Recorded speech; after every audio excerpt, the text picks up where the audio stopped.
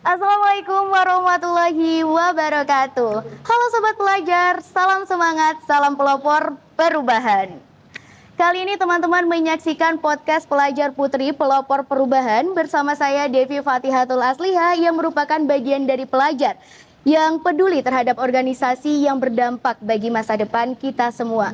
Pada podcast kali ini kita akan berbincang-bincang terhadap 3 narasumber spesial kita kali ini yang merupakan bagian dari sebuah organisasi yang bergerak di bidang kalangan pelajar, terutama pelajar perempuan. Organisasi tersebut adalah IPPNU Banyuwangi, Ikatan Pelajar Putri Nahdlatul Ulama Banyuwangi. Kita akan membahas seputar apa itu pengertian IPPNU, apa saja sih visi misinya, serta apa saja program kerja yang mereka kerjakan selama berorganisasi, dan kira-kira ada nggak sih tantangan yang dialami dan bagaimana mereka menyikapi tantangan-tantangan tersebut. Bagi teman-teman yang masih belum mengenal IPPNU itu seperti apa dan berpikir untuk bergabung dengan sebuah organisasi yang bergerak di bidang kalangan pelajar perempuan, video atau episode kali ini sangat cocok untuk ditonton sampai akhir. Tanpa berlama-lama lagi, kita undang narasumber spesial kita pada sore hari ini. Hai, selamat sore guys. Sore. Nah teman-teman, sebelum kita membahas lebih dalam mengenai IPPNU itu seperti apa, alangkah baiknya kita kenalan terlebih dahulu nih. Mulai dari kakak ini dulu, diperkenalkan nama lengkapnya serta nama panggilannya dan posisi di IPPNU itu sebagai apa. Silahkan. Terima kasih, perkenalkan saya Vika Huliata Duri sebagai Ketua PC IPPNU Banyuwangi dan aku sering dia panggil itu dengan nama Vika. Oke, Kak Vika ya. Iya. Oke, selanjutnya. Oke, perkenalkan nama saya Umi Khawidandari, biasa dipanggil Umi dan juga menjabat sebagai bendahara di PC Banyuwangi, BP Banyuwangi. Kak Umi. Oke, halo, perkenalkan nama saya Leoni Nuhanafisa, biasa dipanggil Leoni. Saya sebagai Wakil Sekretaris 2 Kaderisasi di PC IPPNU Banyuwangi. Baik, ada Kak Vika, Kak Umi, dan Kak Leoni di sini. Nah, karena kita akan membahas seputar organisasi ya Kak, apalagi kakak-kakaknya juga punya posisi yang keren-keren banget nih ada di IPPNU. Namun sebelum kita mengulik lebih dalam, boleh dong dijelaskan dulu sebenarnya IPPNU itu organisasi yang seperti apa, didirikan karena apa, dan bergerak di bidang apa aja sih gitu. Boleh menjawab ya? Iya, boleh, silakan. Kalau IPPNU sendiri memang didirikan oleh para pelajar yang merasa keresahan bahwa di tahun 1955 waktu itu bahwasanya ada kok perlunya forum untuk para perempuan untuk melatih kepemimpinannya, untuk terkait kesetaraan gender, isu-isu sosial terkait kerawanan perempuan, sehingga dari situ menuntut ataupun menjadi keresahan sehingga IPPNU itu didirikan. Oke. Itu sih. Kalau untuk tambahan dari kakak-kakaknya mungkin ada? Itu sudah cukup. Baik, berarti IPPNU itu bermula dari keresahan-keresahan yang dialami kita sebagai perempuan ya Kak pastinya. Ya. Dan sebenarnya setelah dijelaskan dari pengertian itu sendiri, sebenarnya kita sudah bisa menarik ya sebenarnya IPPNU itu berdiri karena apa dan untuk siapa sih gitu ya. Namun untuk lebih jelasnya kira-kira visinya itu seperti apa sih Kak, dan tahap-tahap untuk mencapai visi tersebut itu apa yang akan dilakukan nantinya? Oke. Jadi kalau di PPNU ini kan organisasi yang memang menyebar di seluruh Indonesia, apalagi kita juga memiliki struktural di setiap daerah. Misalkan ada pimpinan pusatnya, ada di wilayah setingkat provinsi, kemudian di cabang dan juga sampai kecamatan dan juga desa, bahkan di sekolah-sekolah maupun perguruan tinggi. Nah, kalau visinya sendiri itu kalau secara general di peraturan kita itu adalah terbentuknya Kesempurnaan Pelajar Putri Indonesia yang bertakwa, tentu saja karena kita Islam ya, kemudian berakhlak karimah, kemudian berilmu juga berwawasan kebangsaan. Itu sih.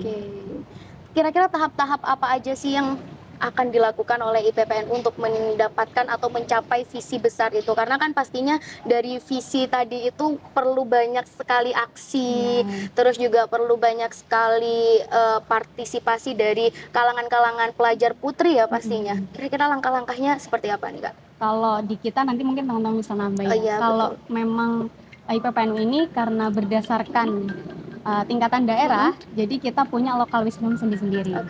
Kalau secara di PPNU di Banyuwangi, kita pasti persamaan persepsi dulu di tingkat ini kepengurusan kita di cabang, di kabupaten. Kemudian dari situ kita merumuskan program-program apa yang sebenarnya menjadi keresahan para pelajar di Banyuwangi ini gitu. Sehingga dari situ isu-isu apa yang memang harus kita laksanakan karena kita terbatas periode, sehingga dari situlah kita bisa lebih maksimal, terus kemudian ada target yang harus dicapai kayak gitu. Gitu. Berarti IPPN itu sama aja seperti wadah ya, Ya, bisa benar, menjadi wadah. benar. Jadi ketika ada pelajar putri yang mungkin punya keresahannya ya, itu juga bisa memberikan aspirasinya juga, Ya, memberikan betul. keluhannya juga. Ya. Dan tadi sempat dibilang itu dibagi per periode. Itu Ya. periodenya ada berapa lama itu? Mungkin Bisa Ya, dijawab? kalau dari pimpinan pusat sendiri ya, IPPNU itu periodisasinya itu 3 tahun. Oh, 3 tahun. Nah, di wilayah juga 3 tahun, dan di pimpinan cabang di setingkat kabupaten atau kota itu 2 tahun, terus ada PAC itu 2 tahun, terus ranting juga, ranting itu di desa itu 2 tahun, dan ada juga di komisariat. Komisariat ini ada sekolah, terus pondok pesantren, dan juga perguruan tinggi, ini 1 tahun periodisasinya, seperti itu. Jadi dibagi-bagi juga ya. Iya. Untuk sistem pemilihannya tuh seperti apa? Pemilihan periodisasi ketua. Betul, mungkin ketuanya, mungkin dari sekretaris bendaharanya, apakah turunan saja atau mungkin ada voting-votingnya gitu atau bagaimana? Ya, jadi kita itu kalau di tingkat dari PP sampai dengan di PAC itu namanya ada konferensi. Nah, di konferensi itu kita melakukan persidangan. Di persidangan itu kita selain untuk kita pemilihan ketua, kita juga di situ ada LPJ-an gitu. Oke. Jadi semuanya di sistem kayak persidangan. Nah, beda kalau di ranting. Kalau di ranting sama di komisariat itu namanya rapat anggota, seperti itu. Oke, baik. Nah, setelah menjawab tersebut, visi misi tadi sudah jelas, konsepnya juga sudah dijelaskan. Nah, kali ini untuk program kerjanya mungkin dari Kak Umi bisa dijelaskan mungkin sebagai bendahara ya. Untuk bendahara sendiri kira-kira program-program apa aja sih yang akan diselenggarakan atau ingin dicapai gitu? Oke, baik. Mungkin ya dari PG sendiri waktu itu kemarin sudah mengadakan raker, kita sudah merancang beberapa program kerja yang pasti bermanfaat bagi semua pelajar maupun semua keputrian terkait mental health atau seminar-seminar seperti pelecehan seksual, dan juga mungkin apa ya yang lain, semacam isu-isu lingkungan juga kita peduli. Kemarin Perundungan ada gitu-gitu juga Iya. termasuk ya. Kemudian kalau kita sering dengarnya ya, framingnya tentang NU kan tentang agama nih. Iya, betul. Padahal kalau kita di PPNU ini sangat banyak sekali isu-isu yang kita bahas, isu-isu yang berusaha kita selesaikan juga di ranah pelajar terkait bullying, kemudian isu-isu lingkungan, terus kemudian ada capacity building dari kita sebagai para pelajar ini yang nantinya menjadi generasi selanjutnya nih bagi Indonesia, sehingga mereka harus memiliki kapasitas terkait keorganisasian, kepemimpinan, apalagi kita perempuan-perempuan nih ya, yang akan digadang-gadang menjadi, kalau kita di agama Islam kan diajarkan menjadi madrasatul ula bagi generasi-generasi berikutnya. Jadi kita sebagai perempuan harus memiliki kapasitas ataupun juga memiliki SDM yang tinggi. Oh, berarti tidak hanya bergerak di bidang agama saja, tapi juga isu-isu sosial dan juga hal-hal yang mungkin urgent gitu ya untuk diselesaikan, juga IPPNU ini juga punya dampak yang besar juga ya Kak. Jadi hal ini sebenarnya yang perlu digarisbawahi, bahwa IPPNU itu menyelesaikan beberapa isu yang ada di lingkungan sekitar, cuman tetap berpacu pada agama juga gitu ya. Apalagi di IPPNU juga ini, kita di IPPNU itu kan ada departemen dan lembaga. Nah, salah satu lembaga yang paling concern untuk mendukung kita sebagai perempuan itu ada lembaga yang namanya Lembaga Konseling Pelajar Putri. Nah, itu adalah salah satu wadah untuk kita untuk memberikan ruang aman kepada anggota kita, kader-kader kita, karena di IPPNU sendiri kan jangkupannya itu bukan hanya di kabupaten, bahkan di luar negeri pun ada, namanya itu pimpinan cabang istimewa. Berarti memang sudah luas sekali ya. Oke, untuk program unggulannya itu apa Kak untuk di periode Kakak? Kalau di periode aku ini berusaha untuk memberikan ruang bagi perempuan itu bisa meningkatkan kapasitasnya melalui pelatihan-pelatihan. Kita pengen perbanyak pelatihan-pelatihan. Kemudian juga kemarin dapat arahan dari Wakil Bupati ya, waktu kita pelantikan itu memang isu pendidikan di Banyuwangi ini kan angka putus sekolah, kemudian isu-isu yang Pernikahan dipelajari dini ya. mungkin ya. Sehingga dari situ menjadi concern tersendiri bagi di keperusahaan saya nanti. Kedepannya akan berusaha menjadi mitra dari pemerintah juga untuk mengatasi masalah ini gitu. Dan kita sekarang sedang merumuskan bagaimana kita bisa merangkul keseluruhan gitu. Oke, dari program kerjanya pasti susah untuk dijalani pastinya ya. Kira-kira tantangannya apa sih Kak? Mungkin dari Kak Vika dulu, nanti bergantian tantangannya. Atau tantangan dari sebelum menjadi ketua dan sekarang menjadi ketua, tantangannya pasti bertambah kan. Dan gimana sih cara menyikapinya? Kalau dari saya memang regenerasi dari kecamatan ya, dulu memang memimpin di kecamatan, kemudian melihat terpilih di kabupaten, melihat isu yang semakin lebar, semakin meluas, sehingga dari tantangan itu bagaimana saya bisa merangkul pelajar putri keseluruhan.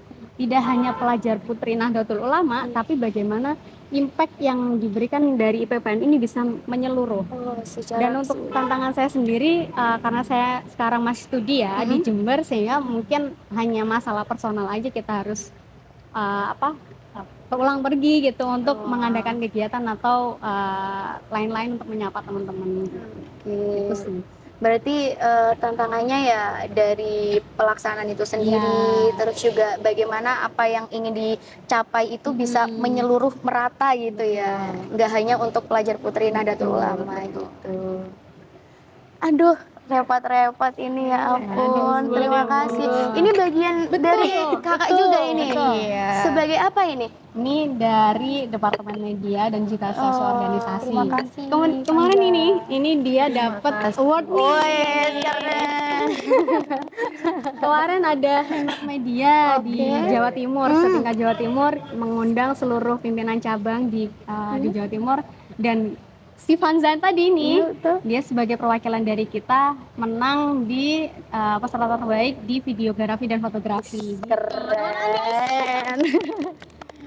Oke, lanjut ke topik. Untuk Kak Umi, kira-kira tantangannya apa nih? Mungkin tantanganku kan dari saya sendiri, yaitu mungkin cara pandang teman-teman saya kan, mungkin dari Gen Z kan, kita kan mungkin organisasinya kan pilih-pilih ya, secara kan kita kan sekarang di era digital gitu ya.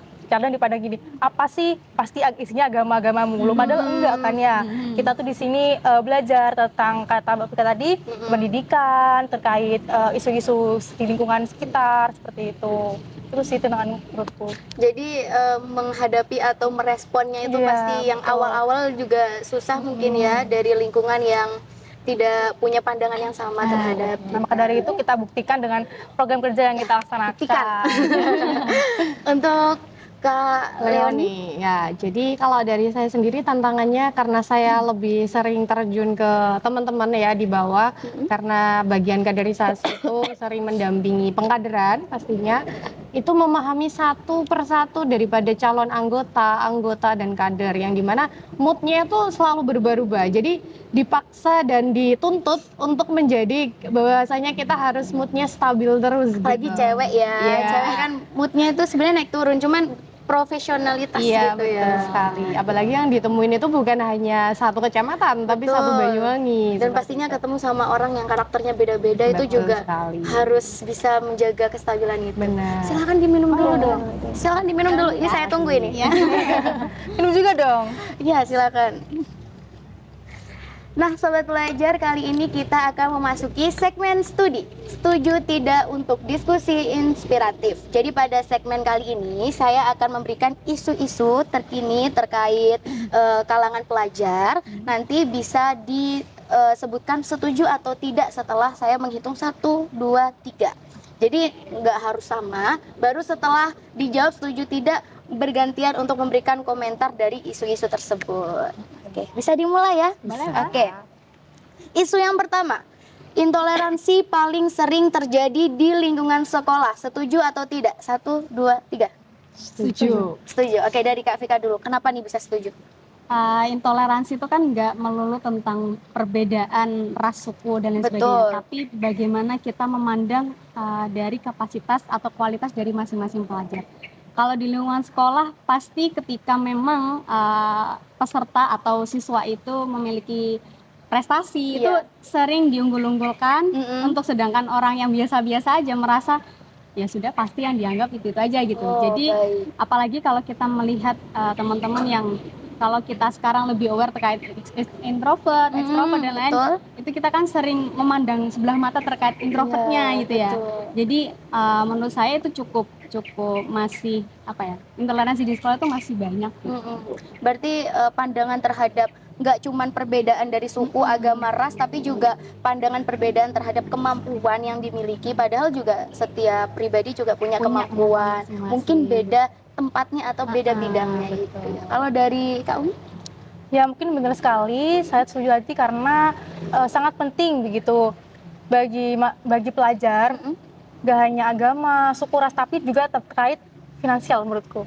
Kadang guru tuh Betul. memprioritaskan anak-anak yang memiliki Finansial yang lebih tinggi, menengah ke atas betul. gitu ya. Kadang yang disepelekan tuh yang paling bawah tuh disepelekan gitu. Untuk Kak Leoni?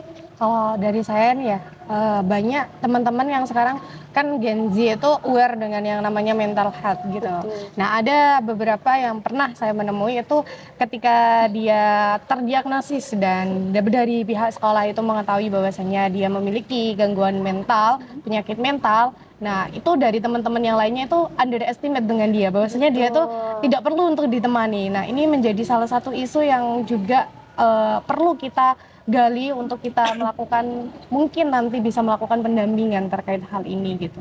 Iya, karena maraknya sekarang ya tentang mental health itu ya. Malah justru ketika ada seseorang yang punya gangguan mental health harusnya butuh support, dukungan dari sekitar, bukan malah dijauhi. Karena ketika dijauhi pasti juga semakin memburuk keadaan gitu ya. Oke, luar biasa sekali. Untuk isu yang selanjutnya, organisasi seperti IPPNU sudah mulai ketinggalan zaman. Setuju atau tidak? 1, 2, 3. Tidak. Oke. Dari Kak Leoni dulu nih kayaknya langsung tidak. Kenapa nih Kak? Tentunya tidak, karena apa? Kita juga selain kita eksis di dunia digital ya tentunya. eksis. Seperti rekan Nita Vanza tadi sudah menang di wilayah ya.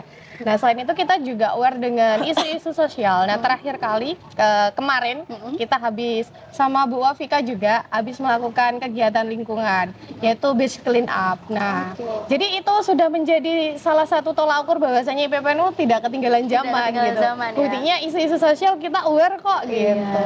Jadi seluruh isu-isu yang sekarang mungkin lagi trending, yang lagi urgent juga IPPNU juga bisa menangani hal tersebut, bisa berdampak bagi hal tersebut juga. Untuk Kak Umi bagaimana? Mungkin sangat penting sekali ya digital itu. Dari sekarang kan udah mulai marak nih memakai TikTok, Instagram. Kita bisa mempromosikan seluruh kegiatan ataupun yang lain-lain di sosial media tersebut. Jadi kita sudah memiliki wadah buat promosi di bidang media sosial. Berarti gitu. IPPNU juga aktif nih di sosial media. Aktif Sangat banget. aktif sekali. Iya. Oke. Disebutkan dong nama Instagramnya apa ini biar di follow ini. Jangan lupa follow Instagram kami IPPNU_BWI. Oke. Untuk Kak Vika bagaimana nih tanggapannya? Kalau terkait dari teman-teman tadi di media sudah digitalisasi, betul. kemudian dari isu-isu sosial, isu lingkungan, kalau dari saya menurut saya ya, kalau misalkan kita di era sekarang nggak punya pegangan agama yang kuat, Betul. kita bakal akan tergerus oleh modernisasi, globalisasi, Betul. westernisasi. Iya. Sehingga di IPPNU sendiri selain dari teman-teman tadi sudah memaparkan, kita juga terkait isu agama juga perlu kita harus tekankan kepada perempuan-perempuan di era sekarang ya. Apalagi kita melihat K-pop, melihat drama Korea atau drama Cina atau lainnya, sehingga dari sisi agamanya sendiri kita juga dikuatkan gitu. Ketika kita nanti entah dunia ikan berakhir kapan gitu ya, tapi kalau kita punya pegangan agama bagaimanapun keadaannya, kita akan bisa ada rule-nya gitu, dan kita belajarnya di PPNU gitu. Jadi tetap taat tapi juga gaul gitu Betul. ya. Oke, kita lanjut ke isu yang selanjutnya. pelajar putri lebih peka terhadap isu sosial daripada pelajar laki-laki. Setuju atau tidak? 1, 2, 3. Setuju banget. Aduh, tapi ini juga IPPNU itu ada yang versi untuk pelajar putranya ya? Namanya itu IPNU. IPNU. Oke. Jadi ini kalau IPNU, anggota IPNU dengar ini gimana ini? Mungkin dari kalian dulu nih, tanggapannya gimana terhadap isu ini? Nah, Atau tentunya pernyataan ini? ya tentunya setuju banget ya kalau kita lebih aware, karena apa, perempuan pada dasarnya lebih peka terhadap perasaan. Pakai perasaan Ya, gitu perasaan ya. banget Pakai gitu. perasaan. Nah, salah satunya apa? Ya dari yang kita punya lembaga konseling pelajar putri tadi itu kita aware-nya dari apa? Ini ada salah satu program namanya itu Box Sambat. Nah, di situ Apa itu? Box Sambat itu kita untuk menampung apa sih Oke. keresahan-keresahan daripada perempuan-perempuan. Bahkan dari teman-teman kita yang laki-laki yang dari IPNU itu juga ikut. Selain itu kita juga mewadahi juga untuk teman-teman yang non IPNU dan IPPNU gitu. Nah, dari situ nanti kita dari hasil dari Box Sambat itu kita kumpulkan, yang dimana dari situ nanti kita bisa mengundang hadirkan entah dari psikolog atau apapun. Keren Untuk sekali. menyelesaikan apa sih yang menjadi permasalahan inti dari teman-teman yang sudah dikumpulkan. Sambat itu dari bahasa Osing ya? Iya. Ngeluh ya kalau nggak salah betul, ininya. betul. Jadi nggak cuma dari IPPNU-nya tapi juga dari teman-teman IPNU juga bisa Berkolaborasi. Oke, baik. Untuk Kak Umi gimana? Oke, saya setuju juga terkait isu tersebut karena memang banyaknya isu itu kadang perempuannya banyak seperti pernikahan dini. Iya, betul. Terus pelecehan seksual kan biasanya kan terjadi di perempuan juga. Jadi kadang IPNU-nya ini kadang ya nggak menarik untuk isu tersebut gitu. Untuk Kak Vika-nya? Oke, kalau isu sosial memang benar ya, kita lebih aware karena tadi sudah kita punya perasaan, kemudian juga siapa sih di dunia ini kalau yang nggak setuju kalau perempuan itu selalu dirugikan terkait isu sosial, Betul sekali. isu pelecehan, yang kelihatan tuh pasti perempuannya Pasti gitu. perempuan, Kemudian betul. kesehatan mental, kemudian dari hal-hal lain juga yang menurut saya Yang paling jadi perlu, dirugikan, yang perlu, sehingga dari IPPN ini yang paling peduli gitu terkait isu-isu sosial. Tapi juga bukan berarti IPNU juga Iya, tidak bukan menangani hal berarti, tersebut, betul. tapi yang lebih gitu ya, yang lebih peka pastinya ya dari IPPNU-nya. Oke, untuk isu atau pernyataan terakhir, organisasi masyarakat seperti IPPNU kurang dukungan dari lingkungan sekitar, setuju atau tidak? Setuju. 1, 2, 3. Setuju, tidak? Tidak. Tengah-tengah, Oke. Dari yang setuju atau tidak tadi Kak Tidak, Leoni? Oh, tidak. tidak. Kenapa? Karena terkait gini, contoh kecil kemarin kita waktu pelantikan nih ya. Nah, pelantikan saja kita ada datang Wabub nih. Nah, dari situ Wabub aja nih peduli loh dengan kita, aware dengan kita gitu. Selain itu acara beach clean up yang kemarin itu dari pihak pengelola wisata itu justru menawarkan kepada kita, butuh apa lagi nih Mbak untuk kita bantu. Nah, dari situ hal kecil ini saja sudah menunjukkan bahwasanya banyak sekali kok yang mendukung dari IPPNU ini gitu. Oke, dari Kak Umi tadi setuju ya? Ya, setuju. Karena apa ini? Kadang kita itu membutuhkan dukungan ya kepada mereka, itu juga membutuhkan bentuk dorongan ataupun finansial dari mereka. Kadang juga dari mereka pikir-pikir dulu gitu, mau Bendahara ini ya, curhat ini. betul. Jadi harus butuh lobbying lebih dari mereka itu. Gitu. Berarti dari lingkungan sekitar, mungkin dari faktor finansial, dukungan dari finansialnya itu mungkin yang perlu ditingkatkan lagi. Betul Gitu, sekali. ya. Untuk Kak Fikar kenapa nih tengah-tengah? Antara setuju, antara tidak? Ya, kalau melihat setujunya sih karena saya sebagai ketua ya, kadang sering dijadikan tempat curhat nih bagi anggota-anggota nih ya. Kadang melihat ada curhatan, Mbak, saya tuh dari orang tua kadang strict kalau misalkan harus kumpul-kumpul, sering kegiatan jauh, apalagi kalau setingkat Banyuwangi harus Banyuwangi dari Wonosobo sampai Pesanggaran ya. Sehingga dari situ kadang ngerasa, Mbak, ini aku perlu nih, harus dibantu, gimana cara izinnya dan lain-lain. Itu mungkin dari segi internalnya ya. Kalau dari segi luarnya, kalau kita nggak mau show up juga, itu kadang nggak ngerti, kadang. Jadi sehingga ketika kita show up, ini emang kegiatan apa, terus siapa, IPPNU itu siapa gitu.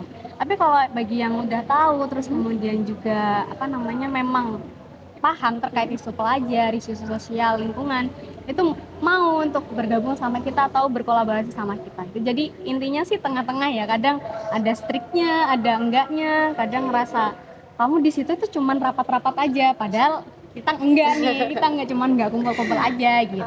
Oke, baik. Itu dia isu-isu yang telah kita bahas di segmen studi. Kira-kira ada kalimat nggak untuk teman-teman yang menonton ini dari Kak Vika mungkin terkait minat terhadap ikut IPPNU atau mungkin apa saja nantinya yang akan didapat ketika bergabung di IPPNU bisa disampaikan.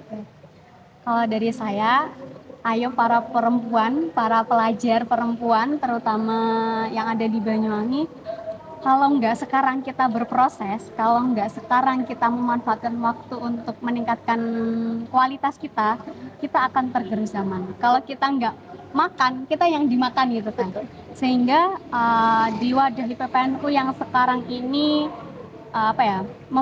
punya fokus terkait isu-isu sosial, isu-isu lingkungan, kemudian juga isu agama, sehingga dari teman-teman ketika join nih di PPNU akan mendapatkan manfaat lebih ketika memang mau berkontribusi, mau berproses dengan maksimal. Itu sih, jadi jangan ragu-ragu buat join di IPPNU. Oke, terima kasih. Nah, Sobat Pelajar, itu dia pembahasan pada podcast kali ini, bahwa dari sebuah organisasi itu tidak hanya tempat untuk berkumpul, tempat untuk berbincang-bincang, tapi juga tempat untuk memberikan dampak dan juga memberikan aspirasi, kreativitas dan inovasi dari sebuah isu-isu yang ada di lingkungan sekitar. Terima kasih juga untuk narasumber kita kali ini telah membagikan pengalaman-pengalaman yang luar biasa. Semoga kedepannya IPPNU semakin luar biasa, semakin sukses dan semakin bisa menangani banyak isu-isu lainnya, apalagi di pelajar perempuan. Baik Sobat Pelajar, terima kasih. Saya Devi Fatihatul Aslihah pamit undur diri dan sampai jumpa. Salam semangat, salam pelopor perubahan.